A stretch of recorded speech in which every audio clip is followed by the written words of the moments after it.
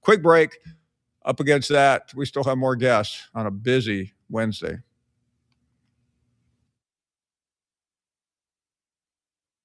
Do you have 3 ex-wives and your current trophy wife wants a life insurance policy 3 times the size of the policies you had to purchase for your previous mistakes? If so, you need to call Big Lou at Term Provider, 800-568-2790. Big Lou is intimately familiar with your problems, and if you're 50 or 60 years old and in reasonably good health, a $1 million policy should only cost about $100 to $200 per month. Big Lou may have a solution for your previous policies as well. You may even save enough money to lighten the load on your new $1 million policy. Remember, call Big Lou. He's like you, except he's only on number 2. Call Term Provider at 800-568-2790. That's 800-568-2790. For $1 million in term life insurance that you can live with, call Big Lou at 800-568-2790.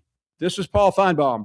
That'll do it for me today. Coming up next, The Drive with Wes Neighbors and Steve Moulton on 97.7 ESPN, The Zone. At Kern Electrical, we're more than just a Generac generator dealer. We're your partners in ensuring your home or business never loses power, especially when it matters most. Call 256-880-1880 today or visit gensuperstore.com for reliable power solutions that work when you need them most. Most current way to keep your power on. GeneracSuperstore.com. SportsMed is the official team physicians of the Rocket City Trash Pandas. And if the pros trust SportsMed, you can too. SportsMed provides every service you might need for complete orthopedic care, specializing in orthopedic surgery, sports medicine, joint replacement, spine surgery, neurosurgery, and podiatry. And they offer their own brace shop, in-house full-body MRI, physical therapy, walk-in clinic, and so much more. 4 locations and on the web at sportsmedalabama.com. There's power in caring when it is put into action. Each year, our bankers serve on nonprofit boards, support our local educators, and volunteer with our hometown food bank. I'm Bobby Humphrey, Vice President of Business Development for Bryan Bank, and community service is just not a line item in our mission statement. It's who we are. Because after all, Alabama is our home too. That kind of commitment to community might not be what you would expect from a bank, but it's exactly what you can expect from us. Give us a call or stop by one of our 2 offices in the Huntsville area and experience unbeatable service and legendary results. Bryan Bank Equal Housing Lender, NMLS ID 2428943, member FDIC. More savings, more selection, more for your trade. I'm Bobby White, and we've got more to love all month long at Lynn Layton Ford in Decatur. While they last, save up to $11,000 off MSRP on select 2025 F-150 crew cabs. $11,000 off F-150. Save more on remaining 25 Mustangs, up to $8,500 off MSRP on select models. Yep, $8,500 off on a Mustang. Save up to $10,000 off MSRP on remaining new 2025 Explorers, up to $10,000 off. New 25 Bronco Sport start under $27,000. That's right, just $26,800 after a $1,000 Ford owner loyalty rebate. New 25 Broncos start at just $36,500. That's $36,500 after the $1,000 Ford owner loyalty rebate. And there's never any hidden markups or dock fees. All these offers with your good credit, and we hope to see you soon at Lynn Layton Ford, right in the heart of Ford country, just a mile south of the Beltline indicator, or online anytime at lynnlaytonford.com.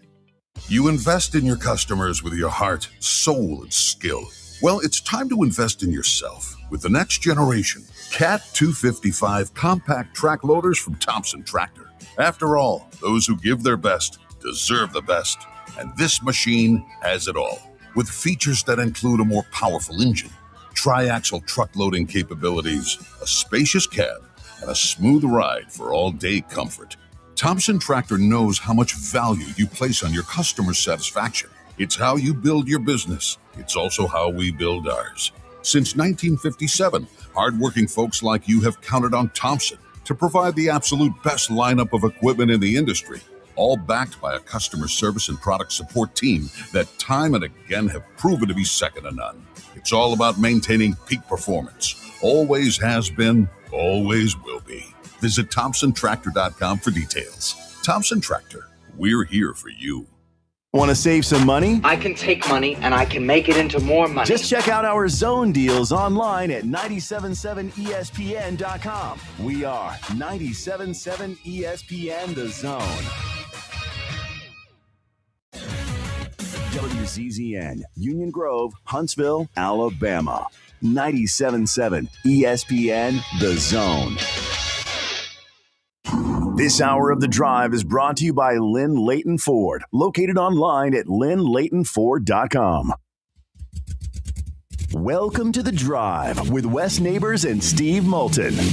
Call into the Neighbors Wealth Management Hotline, 256-576-4977. That's how I roll. And I'm not going to drink and drive anymore. That's 256-576-4977. Now, here's Wes and Steve. Actually talking to you on a Wednesday. It has been a while since I've been able to do that. Alabama basketball has knocked us off. Let's see here. Pretty much the entire month of February. Yeah. Every Wednesday, the 4th, the 11th, and the 18th, it's been Alabama basketball. So our one and only Wednesday performance here in the month of February. How are you, Wes? Doing great. Well, we're all doing significantly better due to a zone deal. I told you I did the burger war. Well, today I went Bad Daddy's Burger Bar. I would invite people to partake in Five Guys, but that deal's gone. I appreciate the fine folks at Five Guys. I'm going to have my own Five Guys, and hopefully we'll find out whether or not they'll coming back. But, I mean, it's gone, so appreciate you folks out there. But you can still head over to our website and purchase some Bad Daddy's Burger Bar. I kid you not. The headline from the NCAA today.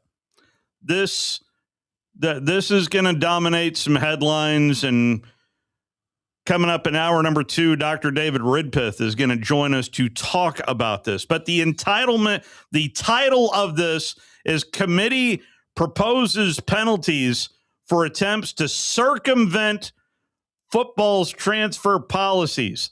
Yeah, I said circumvents. And it got me thinking back in my journalism days. I was like, did they change the meaning of circumvent? No, I went to it. It's a definition. Circumvent is to go around, bypass, or avoid, even through artful, clever, or sometimes illegal means. But that's part of the NCAA headline there is circumvent. So what exactly am I talking about? The Football Bowl Subdivision Oversight Committee today recommended that Division I cabinet adopt emergency legislation to address schools adding transfer student athletes to their football rosters. If student athletes do not provide notification of their wish to transfer during football's January window, that being the transfer portal, committee members propose significant penalties that are found to have violated this rule if the measure is approved. Once an enrolled student athlete who was not active in the transfer portal at the time of the transfer participants, I love this language, here is the penalty. The head coach would be prohibited from all football recruiting on and off field, and administrative duties, team meetings for 6 contests. The school would be fined 20% of its football budget. The school would be required to reduce the number of roster spots by 5 for the next season, regardless of where the head coach's employment status is at the school. The money thing, you're talking about 20% of the budget. 20% of the football budget. That's like $20 million. That's significant. Where does the money go? This sounds like a money grab to me. This is NCAA at its best. If approved, the Division I cabinet meeting in April, the legislation would become effective immediately. Mark Allnut, who is the chair of the Oversight Committee and athletics director at the University of Buffalo, quoted in the article from the NCAA saying, quote, "We felt this was appropriate to place an emphasis on this rule in Division I football." By the way, there was a note for Division II football as well, because there is more and more stories on programs poaching players from Division II. Well, see if I can't bring this up in a timely fashion here. That window that has just been wide open for Division II college football players, that thing is closed now, where you can no longer poach players from Division II. The Division II Executive Board passed an emergency legislature to immediately close Division II transfer portal players. Division II has no transfer portal window right now. The main concern is that Division I programs could poach Division II players after spring ball. Well, I don't have a problem with that. I don't either. I mean, the Division II players, I mean, it's a different division, right? I mean, if you give a kid an opportunity of, hey, yeah, you've shown that you've improved at your level, you've earned an opportunity. And by the way, the picture that they put on it on their X account is a picture of Trinidad Chambliss. Right. And I get that. He's probably the poster child for that right now. But if anything, I think that would give kids some hope of, if they want to play Division I football, of that door is not closed. Well, evidently it's closed now. So the other part of the legislation. So the way I heard that is that they close. Are they closing it permanently for any kid to go from? They just said the emergency. What was that? How did that get worded? Immediately, it passed an emergency legislature to immediately close the D2 transfer portal. Right now, Division II has no transfer portal window, but it sounds like that will be addressed, I would hope, soon. But the other part of what the NCAA announced around Division I is also the idea, and we've talked about this, that there is a opportunity to move your spring practices more towards the summer. That normal spring window would get pushed back to May and June for coaches that want to do that. And again, this is not approved. Got to wait till April for that.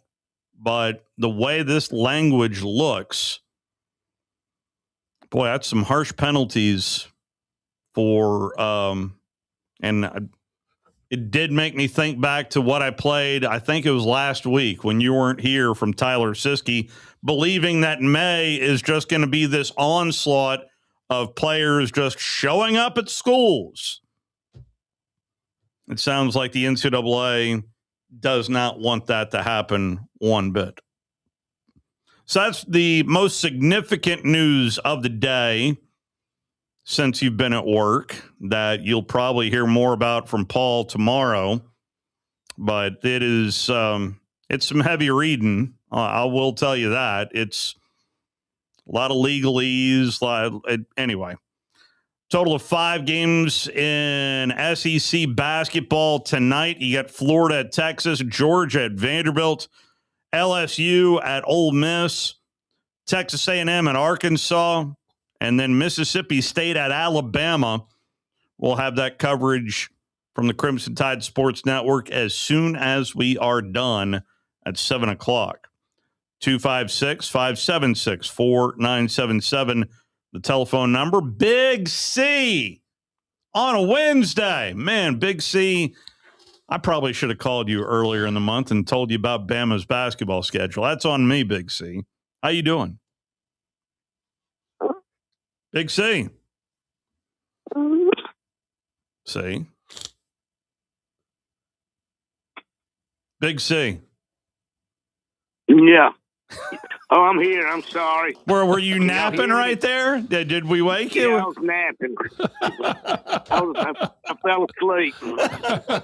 I was that riveting right out of the gate is what you're telling me, Big C. Yeah, I fall asleep listening to Steve, too. Yeah. What's going on? That's really interesting what y'all were talking about, that NCAA rule on the, is it like tampering or something like that? Basically, yeah. They need to do something about that. Do you think somebody's going to grab the bull by the horns and you know what, and get this thing straightened out, because it's too wild to me. It's not fun, and I don't like this.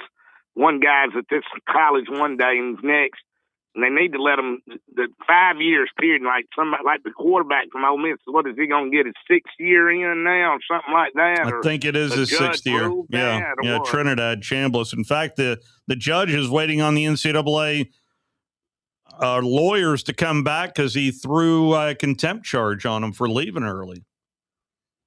Well, I don't know. Somehow or another, everybody and their brother was scared of them a few years ago. Nobody's scared of them today for some strange reason. Because they screwed the pooch, Big C. Yeah. Well, do you think if they'd gone ahead and just let Ed O'Banion take that money instead of kept on pushing on that, they would have been all right now? Well, I think what they should have done a long time ago is, first of all, whoever their person in charge of information has done just a poor job of communicating to the public how much the student athletes were really getting before NIL. But it's obvious that if you want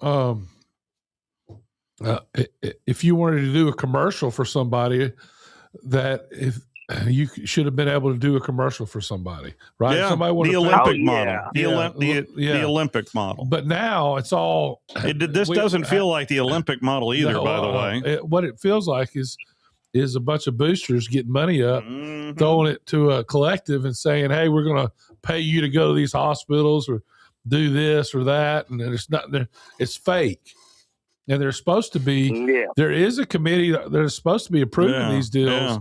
That's not having, Well, they've not rubber stamped every deal. It's the CSC, I think, is what it's called. Yeah, but C to CS. Anyway, LSU spent $40 million on their squad this year, minimum. Yeah, I don't know. I think if Lane Kiffin doesn't go to the playoffs in the first 2 or 3 years. Well, really, the first 2 years, he might be. I don't think they one and done, maybe one and done. Yeah, they'll make his life miserable there, though. I'll tell you.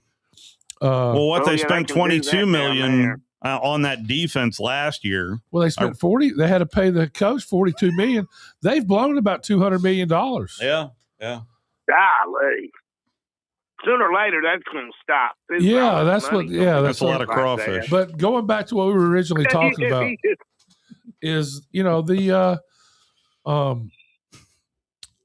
has to be rules, some kind of rules, and basically, I heard they're paying the quarterback. I read transfer from Arizona State, $6 million. Gosh,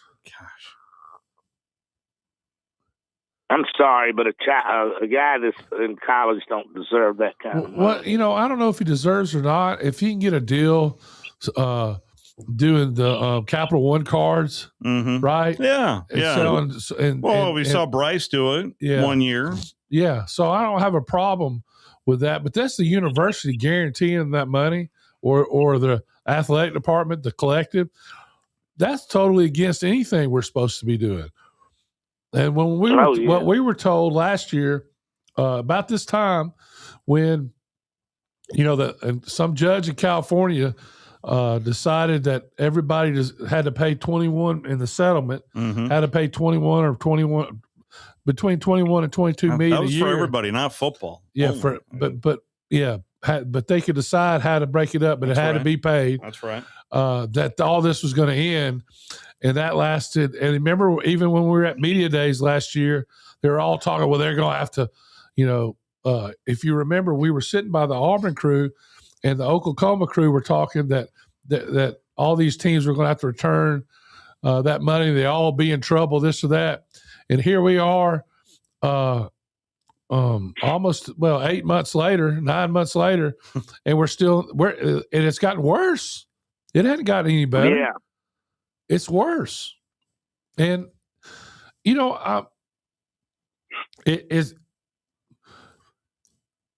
start to. I think it'll take care of itself. And when the worst thing to happen to Big C, and I said this to Steve, is when Ohio State bought them a championship. Yeah. Yeah. And then everybody thought they could buy a championship. And that's not the way it works. I like I didn't pull for Indiana in any of the games they played. But I tell you, pretty incredible story though. Yeah. The way, 100%. It's an incredible story. There's a bunch of guys on there that are 5th and 6th year guys, and they just didn't make any mistakes. They won the old way, right? Just run the ball. They ran the ball, passed it on play action passes. Didn't make mistakes. Play defense. Play solid defense. Played hard, and didn't get any penalties. They didn't have a fumble all year. Yeah, they did not have a fumble all year. All year long. That's right. Yeah. That's how you win. How many interceptions did the quarterback throw? He didn't throw that many. Not that many either. They didn't have many turnovers. Heck, I don't think they had a penalty until the third or fourth quarter in the national championship game. Golly. That's pretty amazing for that. I mean, somebody to be that. But like you said, with that, having all that experience, it paid off. Yeah. So, and that's what, Vanderbilt did that. I think Vanderbilt's doing it right. They're very smart and in their NIL, they're very smart in how they go about things. Clark Lee has done a heck of a job. They had 30 5th and 6th year guys on their team.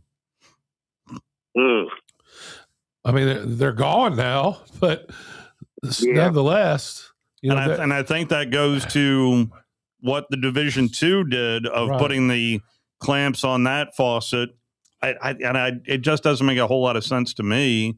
But I guess to guard against the Division II guys of those programs and those coaches, so they're not left with nothing. Let me ask you this, Steve. How can they do that? It's not legal. It's a solid point. It's not what they can't do it. I mean, it's not going to happen. They can. I don't want to ask y'all guys a question. Now, the more I think about it now, when like a coach leaves, the player can leave, but was it Marshall that took the whole team down to Southern Miss when the coach went down there? Southern. Yeah, that's right. Yeah. A lot of the whole story. Well, here's the whole story on that, though, Big C.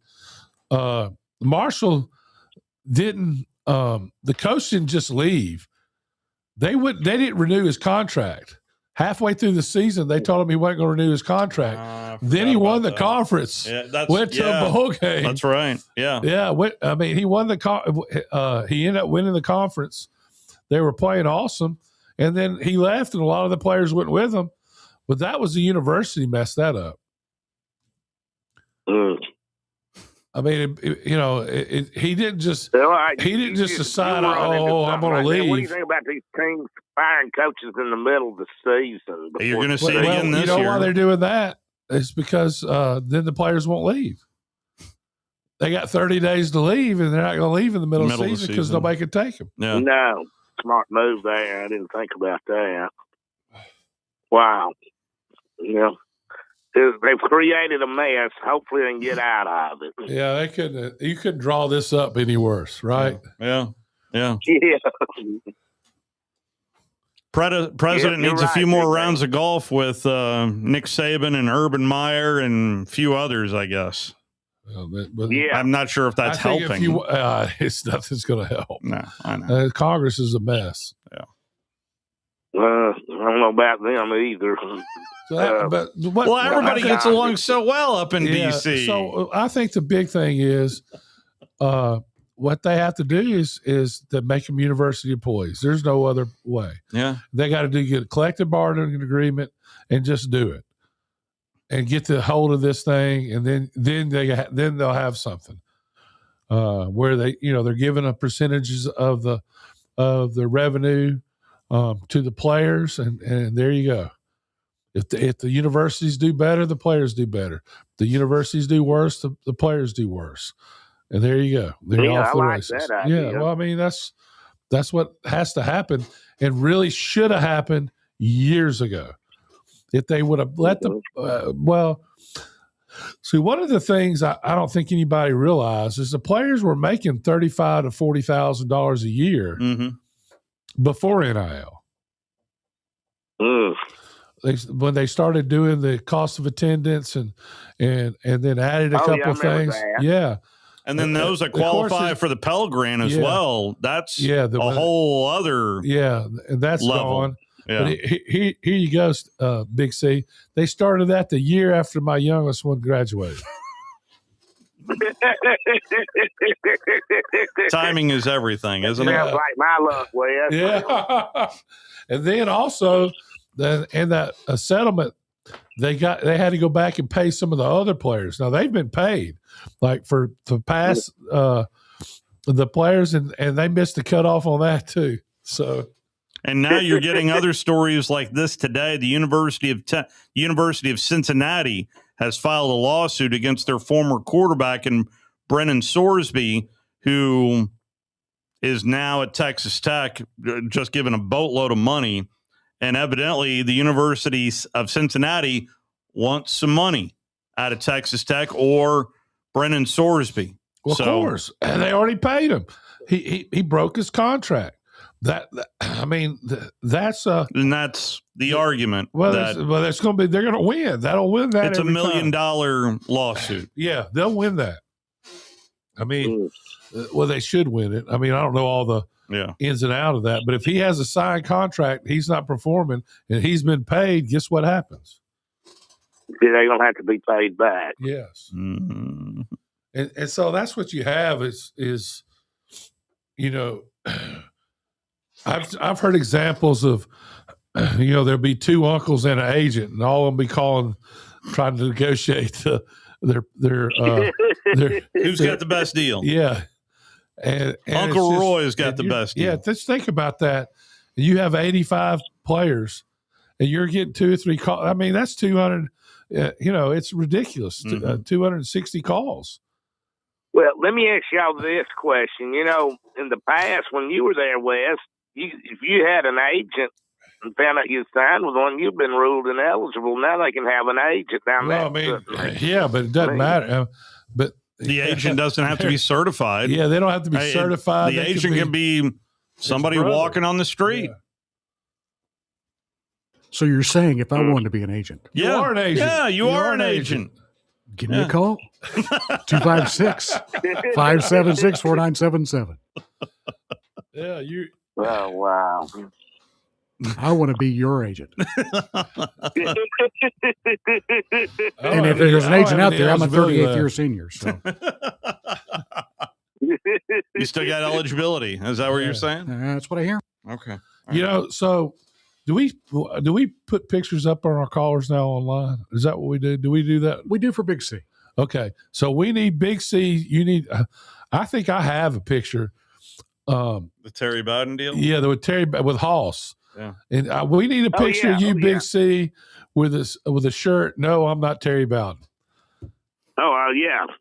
Can you send us that picture? That'd be fun. Or if you have one of the dressed in the cowboy out in Oklahoma. Oh, yeah. I would totally put that on. With the 6-shooters. With yeah. the 6-shooters, which they would. That would. Well, I might have to blur anywhere now. and do that now. 100% Big C. Yeah. Yeah, they tackle you on the way in. No, I might not. I might have to blur those I'm a out. victim or a statistic, and I don't want to do that. Yeah, yet. can you have a picture you can send me? For a while longer if I can. Yeah, we'll put you on. We'll put 2 pictures. We'll just alternate between those 2 pictures. I'll have you know, Big C, I just put it in the Google search engine, and AI said, based on the information that you have sent me, Big C is known as a dedicated Alabama Crimson Tide fan who famously wore a T-shirt that said, "No, I'm not Terry Bowden," to the 1997 Alabama Auburn game. Was it at the Alabama Auburn game in '97? Yeah, I did. Yeah, Okay. I The saw shirt before was the game. I was a dying. humorous response to people frequently mistaking him for Terry Bowden, who was then the head coach at Auburn University from 93 to 98.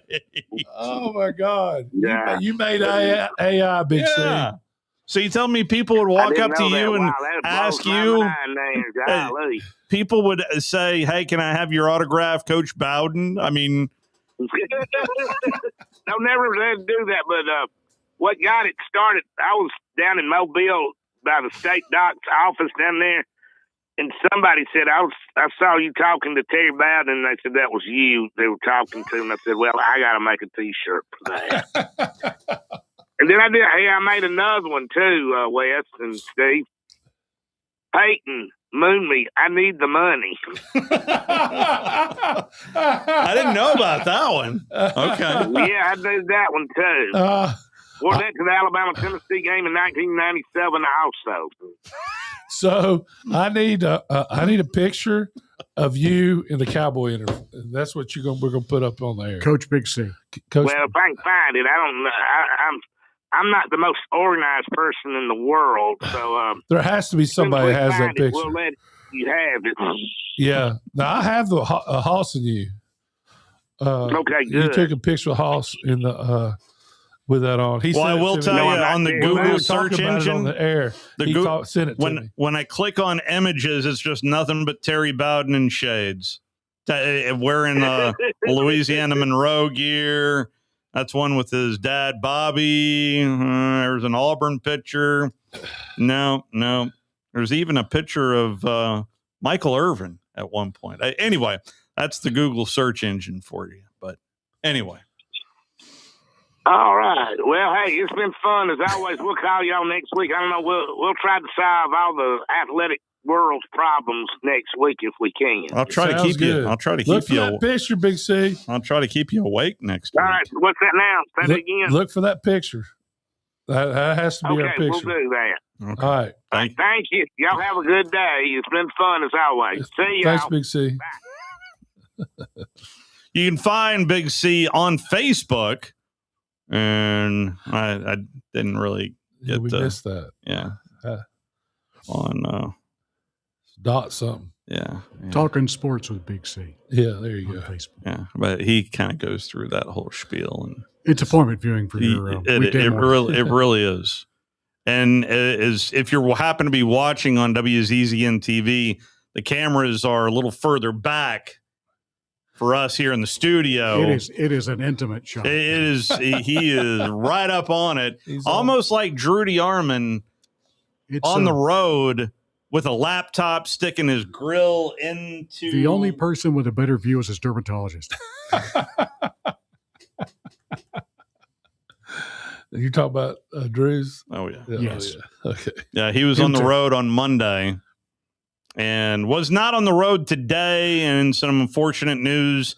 Sparkman fell to Hoover today, 62-59. Is Hoover's that fun? Taking everybody out. I just, it's the Hoover Invitational again. They've won it 3 years in a row, and they're heading back to Birmingham. So kudos to Hoover, but they downed Sparkman today, 62-59.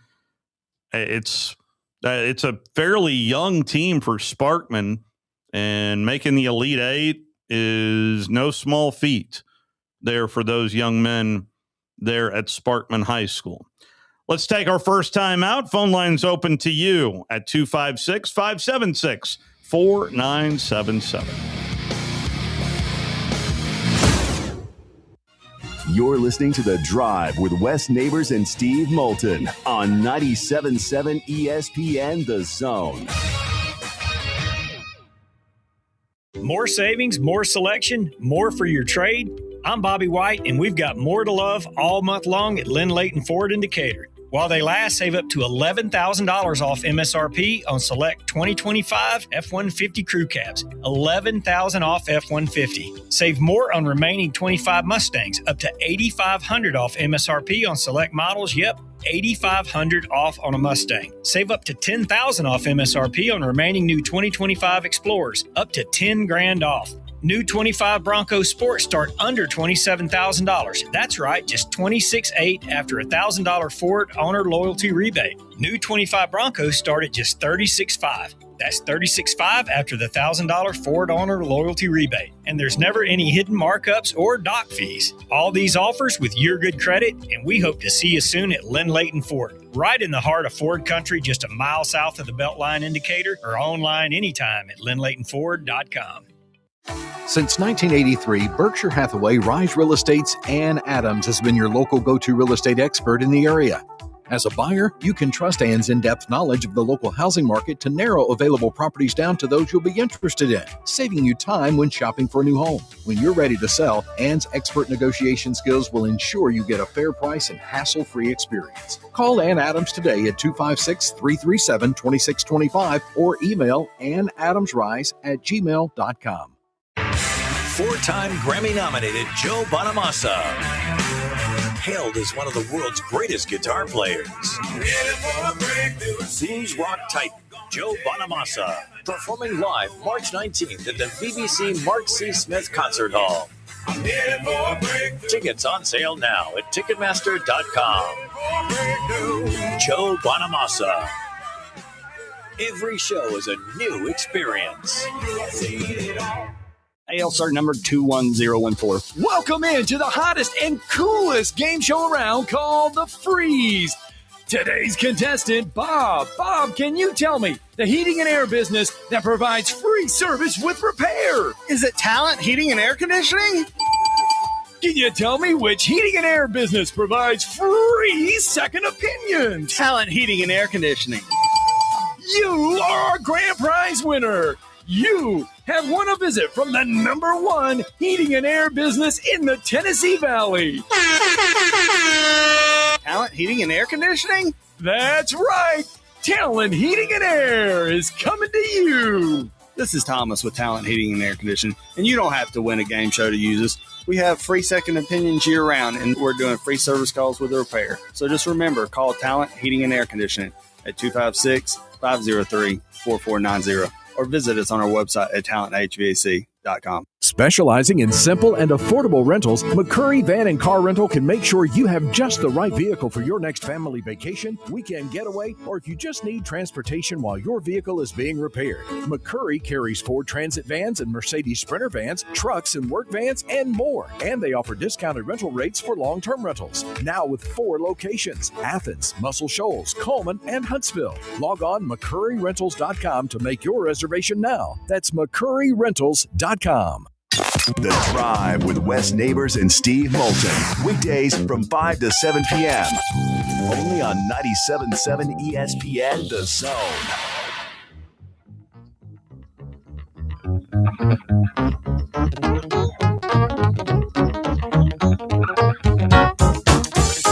Alabama is a 14.5-point favorite going into tonight's contest against Mississippi State. And still unclear on how healthy LeBaron Philon is heading into the contest. But yes, Alabama is a better team, but 14.5 points, that's an awful lot of points against Mississippi State. Boy, I watched a lot of the Oklahoma-Auburn game last night. That was not pretty. And if anything, it did feed into a little bit of what you heard right here from Richard Hendricks last night. I mentioned if there was one team that looks way better than their record it's Oklahoma. And Richard said something I haven't seen it out there, but he would know for as plugged in as. And by the way, Richard Hendricks is on the call on the television side of things tonight on the Alabama-Mississippi State game. But he mentioned how Oklahoma would shoot 76% for the first 36 minutes and then 17% in the final 4 minutes.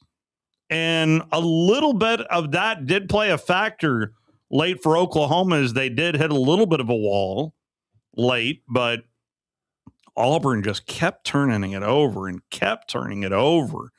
And it was an ugly game. Now, I will say this to Auburn fans out there. Yes, you're 15-13.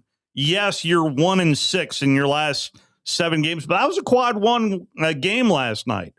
It was still a quad one game, even against a team in Oklahoma that's just now at 500. That's still a quad one game, meaning, yes, losing never feels great, but it doesn't ding you as much as you probably think it will. Now, down the stretch. But losing the way they lost, it does doesn't that matter. I mean, you get beat by 12. Doesn't matter. Doesn't matter. I don't know what the things are. I think the magic number for a big-time loss, I want to say, is 25, somewhere in that neighborhood for the analytics side. I remember reading that a couple of years ago for the quad 1, quad 2, quad 3, quad 4. But it's a quad 1 game, so it doesn't ding the resume as much as you think it probably does, and especially this being a tough stretch. Their only win here over their last 7 games was that win over Kentucky this past weekend. And now they don't have they've got one more quad 1 game coming up, but they've got to get it done against Ole Miss and LSU. That's Ole Miss, LSU, and then Alabama are on the schedule. And Auburn does need to beat LSU and does need to beat Ole Miss. So, but the loss, as ugly as it looked last night for Auburn, if you were watching on ESPNU, and that was just a tough watch, because I kept waiting for Auburn to hit that gear, kind of like I saw them hit it at Mississippi State in the second half, although that may be a bad example considering they lost that game. But they did hit another gear at Mississippi State, and they never hit that gear. And to Oklahoma's credit, they finally played a little bit of defense late too. And I still think Oklahoma is a better team than their record indicates. They could go on a run.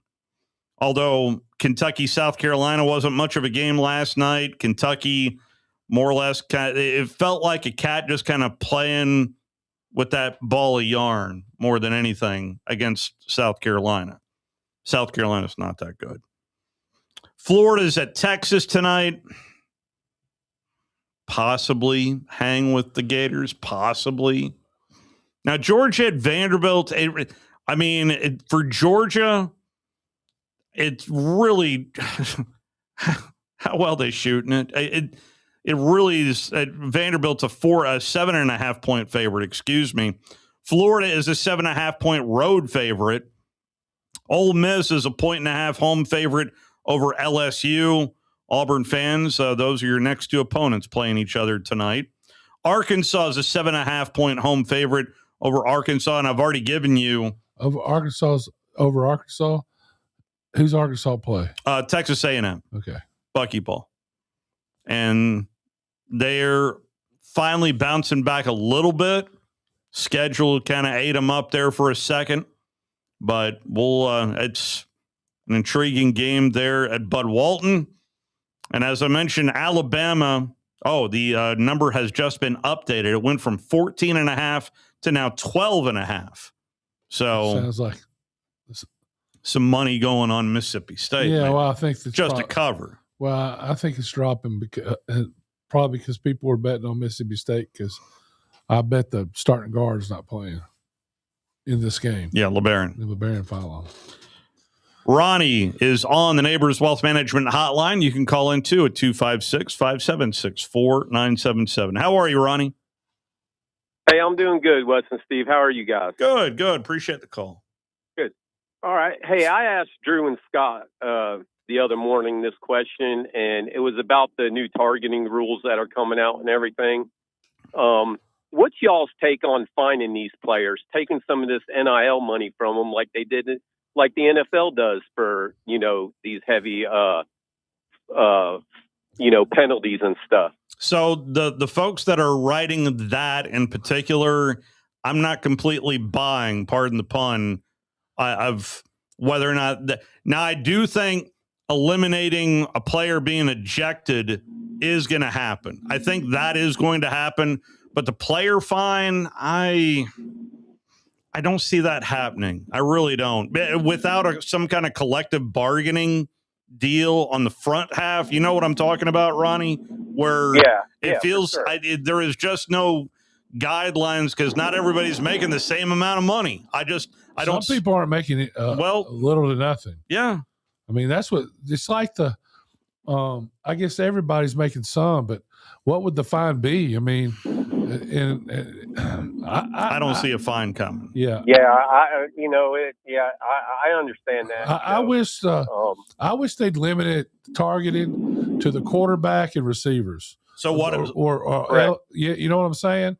And yeah, I agree with that. Yeah, I can't stand when a guy goes helmet to helmet between the tackles when the running back has his head down. Yeah. What are you supposed to do? That's right. Yeah. So I mean, the people that are the receivers are the most, and quarterback are the guys that in the past can be seriously injured because they're reaching out for the ball off balance, and when you launch at somebody, that's when you can really hurt someone. So what I think is going to happen, Ronnie, is that you're still going to get the 15-yard penalty. They're still going to video review it, but it's going to go on your record, so to speak, where if you're a repeat offender, if you are a repeat offender, then the consequences will ratchet up of whether or not you'll be suspended. So that's what I think is going to happen. Well, fellas, I appreciate you taking my call, and thanks for all y'all do for all the sports. Thanks for calling. Thank you. Appreciate the phone call. 256-576-4977. And I did, let's see here. When's the last time I contact Steve? I mentioned this to Steve Shaw about coming on in February, and Steve, who is the national coordinator of officials now, of course, previously he was Southeast Conference SEC head of officials. What did Steve tell me? You'll want to wait for the final week of the month, and then I'll be glad to come on. Okay. He gets so nervous talking to me. It's hilarious. So this was on February 3rd when I reached out to Steve Shaw. Well, it is the final week of the month. Yeah. So give us a call, Steve. Neighbors Wealth Management Hotline. But we'll hopefully hear from Steve probably next week here on the show and dive into it. Because honestly, the first year of targeting, I think, was 2008 from what I read last night. And it's hard to believe that 2008. But they've gone through, I think, a full cycle of. At first, it was awful. It really was. They had no roof. I mean, they cost people games. It was ridiculous. And since then, they've reeled it back, and they have changed tendencies where the game appears to be safer than. Well, it better be. They got to play 19 games. So stupid. Oh, details. Yeah, you remember when player safety used to be the number one talk topic? Yeah. Player safety. All right, so yesterday, the gift that keeps on giving, the Steve Spurrier Awards. I played the Dean Martin Celebrity Roast yesterday with Kirby Smart at the mic and there was a longer video like I'd been waiting. In fact, there is a group out of Gainesville that had done the previous 4 years. I emailed them and said, where can I find this? And I got an email back from their director saying, we're working on it. Well, my response here to you publicly is work faster, because I want to see this award show. But a longer video came out, and there was a portion of Kirby's speech that I did not hear until late last night, and it involves Derek Dooley, Kirby Smart, and Steve Spurrier. Take it away, Kirby Smart. I'll never forget one of the best stories I've ever been a part of. We played a Chick-fil-A. No, it's not Chick-fil-A anymore. It's Peach Bowl. Peach Bowl golf tournament every year. We get to play and enjoy golf, and they have the coaches, and then they have the legends. We play golf. They pair a coach with a legend. So last year, I'm not a very good golfer, by the way, guys. I'm 15 handicap, and that's being nice. But I got paired with Coach Spurrier, and I've always been paired with a legend that was not a good golfer. And I'm competitive as hell. I want to win everything I do. We're playing the golf tournament. The first thing I do is go up to Gary Stokes and like, who's my legend? Who's my legend? Who's my legend? Finally, I got Coach Spurrier. I'm fired up. Jared's there. He's playing. He's in a bunker on about number 16 or 17. We're 2 or 3 back. I'm not playing real well. He's struggling to get in the bunker. The bunker's deep, and I'm like, you don't need to go in there, Coach. And no, I'm going in there. I'm going in there. He holes out from the bunker. He holes out from the bunker, and he couldn't even see it. He couldn't even see it. He's like, well, went in. There you go, went in. We had to get him out of there. We ended up not winning the event, but it was the joy. I had the greatest joy getting to play in that event. But here's the best part of the story. They had a stretch for legends, right? No offense, Coach Fulmer, but one of the legends was a former Tennessee coach, Derek Dooley.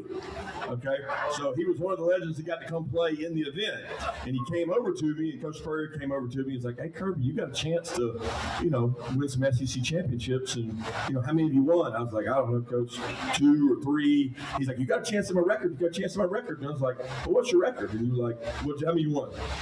"Well, we won 7. Stop there. So he says 7. And Derek Dooley's standing beside me, and I don't know if you know the whole story. Derek's dad is who? Vince. Vince won how many? 6. And he says 7, and immediately Derek says, no, coach, one of those was taken away. So you only won 6. You're tied with my dad. I thought Derek Dooley and Coach Spurrier were about to throw blows. Right there in front of everybody. I mean, it made me somewhat uncomfortable because I didn't know who was right. I mean, when all that was going on, I was a little minnow running around when they were winning all those and back and forth. But they won 7. They just didn't really recognize it. Correct. They won 7. They didn't want to recognize one. And Derek certainly didn't want to recognize it because it put him tied with his father and made both of them 6. But this event's a great event. I think recognizing freshmen is the way to go now in a lot of awards. We have 3 tremendous football players here tonight as freshmen. And Ellis Robinson came from IMG. He's our defensive freshman of the year. Couldn't go to a better guy. Ellis grew up right in front of us. He came in highly rated, like I said, number 1 corner in the country. Came in and competed every day. Improved, very physical. I've never met a kid that got so upset over someone completing a pass on him. He came early like these kids do, or he came during the bowl practices. So we're down in actually Miami getting ready to play in the Orange Bowl against FSU. He enrolls early. He comes to practice. He gives up a catch. And they come over to me and it's like, Ellis is irate, coach. He's over there ready to fight. He's mad. And I'm going to him like, hey, Ellis, what's going on? Did somebody say something to you? What are you upset about? He's like, they caught a pass on me. And I'm like, oh, God. If you're upset about that now, just, you're going to have to get used to that. These are good players. He's like, I ain't getting used to that. I ain't used to that. Nobody caught a pass on me at IMG the entire year. It was one-on-ones. There was no pass rush. I was like, you got to settle down. I knew right away we had a fierce competitor who was pissed off when people catch the ball on him. And he's got a great family. He's got a great fight about him. He's been incredible to our program. He's one of these corners that a defensive coach can love because he really likes tackling. He enjoys tackling. I mean, I have to tell him sometimes, hey, just don't go in there on that back and throw it all in there. Save some, because you got to save some of those licks. But he's been a joy. He's been a credit to our program, strength and conditioning program. He was telling me tonight he's up to basically 190 pounds and going to be a really good player for us next year. So I guess they made me go first because they didn't want the Colorado coach to come up and talk. So I ate up enough time. And I got to get out of here before Mario goes because I don't want to hear any from him. So Ellis, come on up, Ellis. Hey, Mario, no fat jokes. Mario, no fat jokes. Oh, man. It sounds like they're having a good time. Yeah. Kirby sounds like he's relaxed. He hasn't always been that way. I don't know if that's good or bad, though. I don't know either. By the way, I was told by our very own Drudy Armand that they aired that this morning. See, I edit stuff in the evening. That's why you get the quack.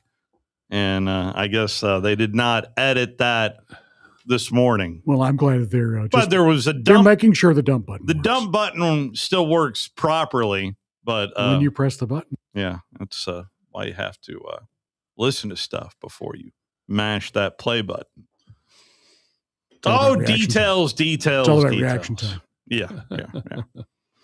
Let's take our final timeout here in hour number 1. Dr. David Ridpeth is going to join us in about 10 minutes' time. Talk about what the NCAA is trying to do with what was the exact word on that? Circumvent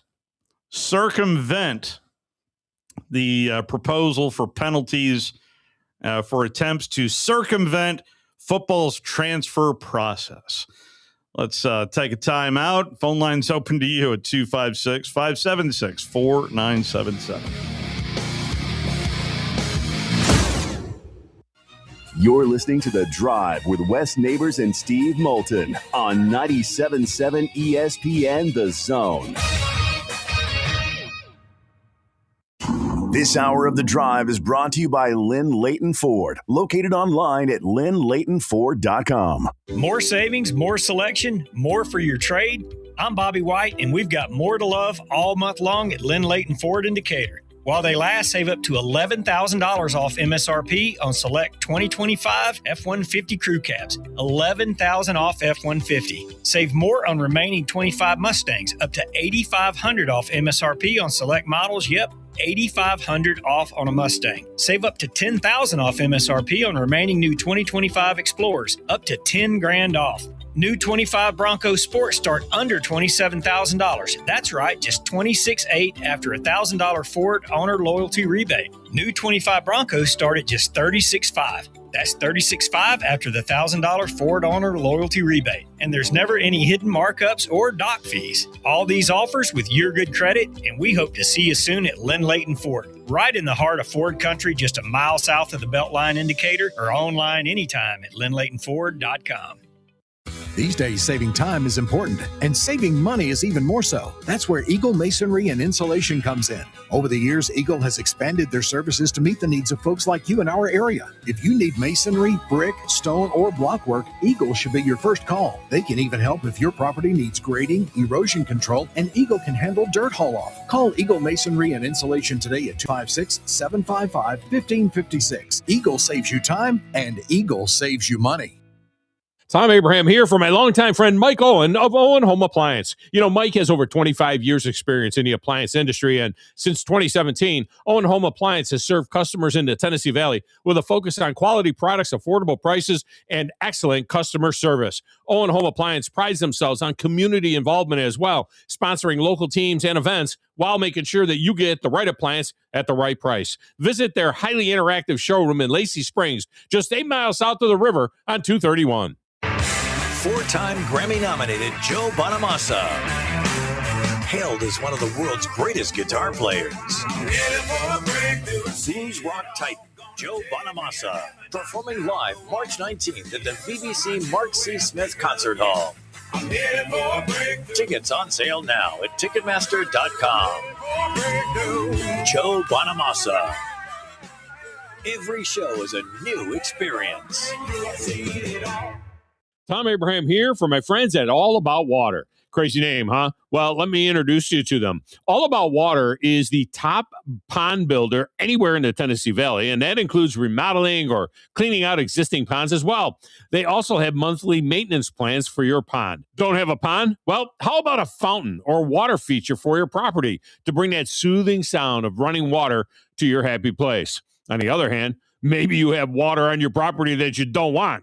Well, Ryan at All About Water is all about water, so he could take care of that as well. He has a background in fluid dynamics, and what that means is that he can take care of any water issue that you have.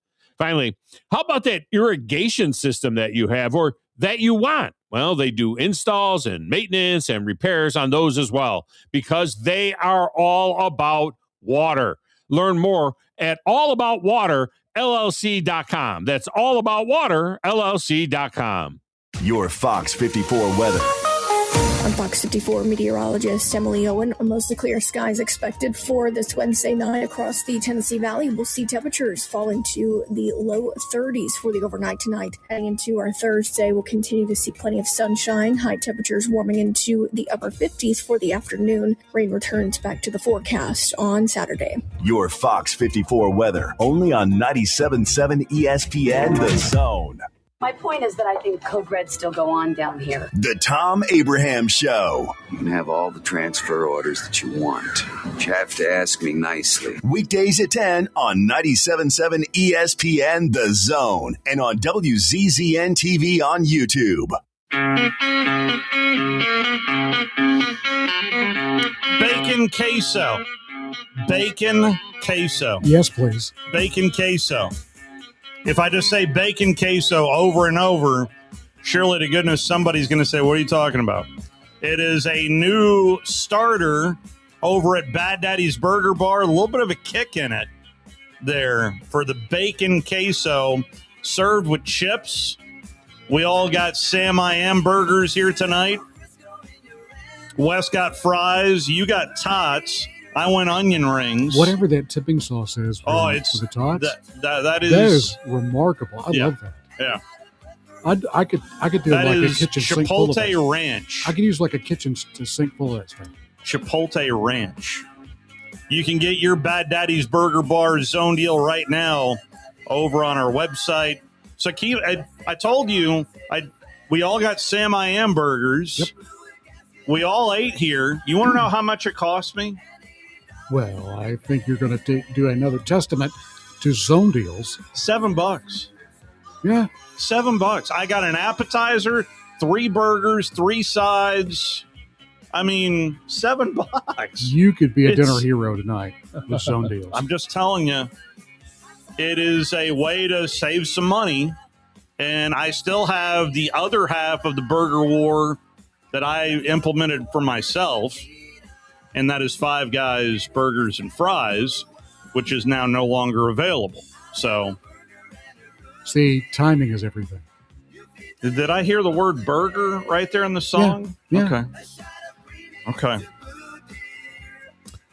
There are a number of returning quarterbacks in the Southeastern Conference. Trinidad Chambliss, as we all found out, is back. Arch Manning, John Mateer at Oklahoma. You got Marcel Reed at Texas A&M. Lenore Sellers is back at South Carolina. And Gunnar Stockton. Those are your returning quarterbacks in the Southeastern Conference. But again, I mean, we weren't talking about Trinidad Chambliss this time a year ago. There is the possibility of someone, I would imagine LSU wants everyone to talk about their highly paid quarterback that transferred from Arizona State to LSU because he always wanted to be an LSU type and play for Lane Kiffin. It's going to be fun to watch. It will. Looking forward to our conversation with Dr. David Redpith on the other side, and we'll talk a little NCAA with the good doctor next. More savings, more selection, more for your trade. I'm Bobby White, and we've got more to love all month long at Lynn Layton Ford in Decatur. While they last, save up to $11,000 off MSRP on select 2025 F-150 crew cabs. $11,000 off F-150. Save more on remaining 25 Mustangs, up to $8,500 off MSRP on select models. Yep, $8,500 off on a Mustang. Save up to $10,000 off MSRP on remaining new 2025 Explorers, up to $10,000 off.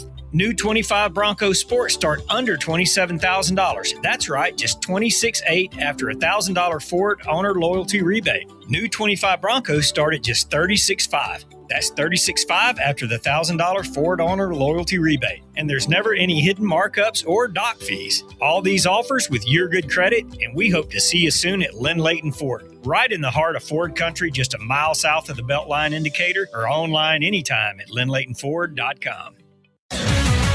WZZN, Union Grove, Huntsville, Alabama. 97.7 ESPN, The Zone.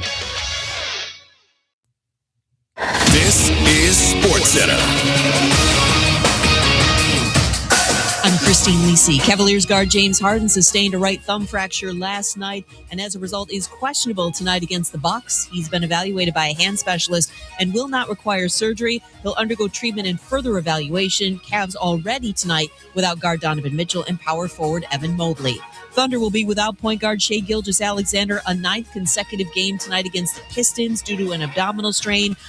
Tip-off bottom of the hour on ESPN. After a rough shooting performance in Monday's Spurs loss, do expect a motivated Cade Cunningham for Detroit tonight, says ESPN NBA analyst Janae Aguamake. I look at Cade Cunningham seeing an opportunity. Obviously, SGA is not there, but still it's his squad. And so why not send a message to the team that you could potentially see in the NBA Finals and also a message to yourself that I can bounce back, because that's the expectation. The Finals is not easy. You might drop a game, but how you respond matters most. The NBA Wednesday doubleheader caps off with the Celtics at the Nuggets at 10 Eastern. Boston guard Jaylen Brown's back after missing last night's game with a knee contusion. Former longtime Virginia men's coach Tony Bennett joining the Lakers as NBA draft advisor to president of basketball operations and general manager Rob Pelinka. NHL Penguins captain Sidney Crosby on injured reserve. He's out at least 4 weeks with a lower body injury suffered while playing for Team Canada at the Olympics. NFL Bears gave linebacker Tremaine Edmonds permission to seek a trade. If he doesn't find a trade partner, he's in line to be a cap casualty. Releasing him would create about $15 million in salary cap space for Chicago. Edmonds entering the final season of a 4-year deal. Hey, it's Evan Cohen. Coming up Thursday, we'll continue to react to all the sound coming out of the NFL Combine as we look ahead to the actual workouts on the field. It's on Sportsmanlike, 6 a.m. Eastern, right here on ESPN Radio, ESPN2, and ESPNU. 97.7 ESPN, The Zone. Welcome to The Drive with Wes Neighbors and Steve Moulton. Call into the Neighbors Wealth Management Hotline, 256-576-4977. That's how I roll. And I'm not going to drink and drive anymore. That's 256-576-4977. Now, here's Wes and Steve. Currently over on Talk Radio, WZZN, you'll get some Big East basketball with St. John's at UConn. It's a big one. And, of course, we're your home for the NCAA tournament. March begins on Sunday. If there is one thing that I have said positively about the NCAA for a number of years is they sure can run a basketball tournament. And appears that the basketball tournament is once again expanding. But it's now the NCAA has won themselves a couple of court cases here in the Deep South, Charles Bediako case, although I know there is a new wrinkle to that where the Bediako attorneys have handed things over to the Alabama Supreme Court. There was no, they were looking for a secondary temporary injunction. The judge did not grant that. So, yes, Charles can still participate in practice, but not during the games. But then the other win also took place up in Knoxville with Joey Aguilar, of course, struck out in Oxford as Trinidad Chambliss. And now this committee that proposes penalties for attempts to circumvent football's transfer process popped on my page this afternoon, and that made me want to get Dr. David Ridpeth on the Neighbors Wealth Management Hotline. Doc, it's been too long. How are you, sir? Way too long. Stephen West, thank you for having me on. Absolutely. There's a lot of meat on the bone here, but the committee's proposal for penalties for this to circumvent the football transfer process, boy, I know what they're trying to do, but can this work at all, you think? At first blush, and I'm like you, I just, read about this a little while ago. And at first blush, no, I don't see how it can work because we still have the fundamental problem of stating that a college athlete is a student, but yet restricting them as an employee and treating them as an employee. We don't say that normal college students can't transfer. We don't restrict them in any way. And if we do restrict college athletes in many ways, I do see that as a potential violation of antitrust. So I don't think that this is going to go over well. I'm not sure why they think legally they can do this. But I would just anticipate, let's just say if it's implemented, Steve, I think we'll see more of these lawsuits. And as of, I think like a couple of weeks ago, I looked it up and I think there's now 82. It was somewhere between 82 and 86 different lawsuits that are currently ongoing with the NCAA. Yeah, there's a lot. And I know you mentioned some prominent ones there in the South. I've been privileged to be part of, I'm probably going on 7 or 8 of these eligibility cases now. Have not been part of winning all of them, but winning most of them, including just recently getting a permanent injunction in the Donovan Puff Johnson case. He's a basketball player at Ohio State. And I was involved with Connor Hickman at the College of Charleston, who is still playing. So the NCAA's won most of those cases, but, not all of them. And more people like, of course, Tom Mars are saying, okay, we'll meet you in state court. And that's a lot different than federal court. And so we'll see. But my thing is, why let the courts continue to solve this? Why don't we sit down and really try to fix college athletics governance? And there are ways to do that, but we have to kind of suspend maybe some of our old school beliefs. And I get why people have those, but we have to accept that at least a portion of college athletics is major league, big time professional sports business. And that's okay. I think people are going to show up at Bryant-Denny. People are going to show up on the plains and watch these games no matter what. And I think we need to accept that and maybe give the athletes some other educational options that can be spread out maybe over a lifetime rather than trying to pigeonhole them into 5 years.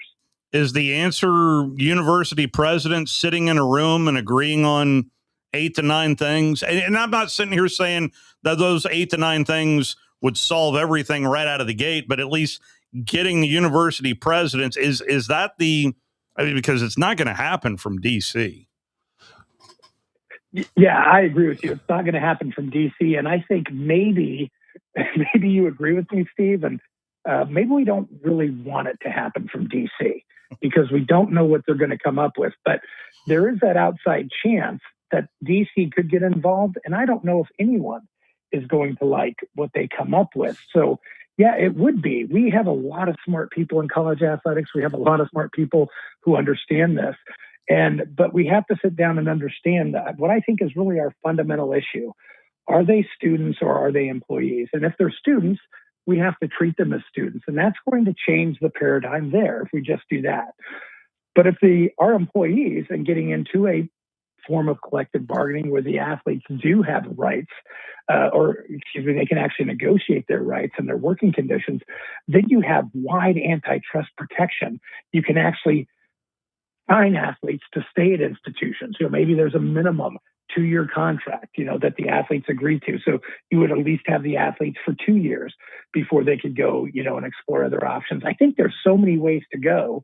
We just can't continue what we're doing now, or it will be run by the courts, or we might have that nuclear option of our stellar people in Congress saying, guess what, we're going to run college sports. And I just don't think that's the best idea. So if they just do collective bargaining, does that take away all the antitrust problems they're having? Wes, in almost every case, and I am not an economist, and I have to say clearly I'm not a labor expert, but I'm learning a lot more about it. I know more than I ever hoped. Yeah, I'm kind of the same way. I mean, and in fact, I recently, just for the first time in my life, joined our faculty union here at Ohio University. So I'm learning a lot. And, you know, my father was a Teamster, but what I will tell you, what I have learned with and working with my lawyer friends and my economist friends, is that most every antitrust issue would be eliminated, given that the athletes then would have a voice in any restriction. So if you wanted to, if the athletes would agree to, and let's just for example, a one-time transfer exception, we've heard that being talked about so many times over the years, to say that, you know, if the athletes collectively agree and say, look, you can transfer one time without any penalty. And let's say, you know, we won't even talk about minimum contracts or anything like that. But let's say the athletes agree to that. And I honestly, Stephen West, believe that they would. If the athletes agree to that collectively, then you don't have an antitrust issue, right? Mm-hmm. But I do think we do have to address the money aspect. I think we're all past the fact. And look, you know me, I lived in SEC country. I worked in an SEC school. Athletes have been getting paid, college athletes, for a long, long time, well before NILs. I think it was Jimbo Fisher who famously said, you know, NILs have been going on for a long time. We just didn't talk about it. Mm-hmm. So I think we've accepted that these athletes are worth a lot of money. People are willing to pay. So let's structure that. We have an example, right, with the NFL Players Association or other players associations. It can certainly be done, but we'd have to have some restructuring of the NCAA to actually have these established negotiating bodies, right?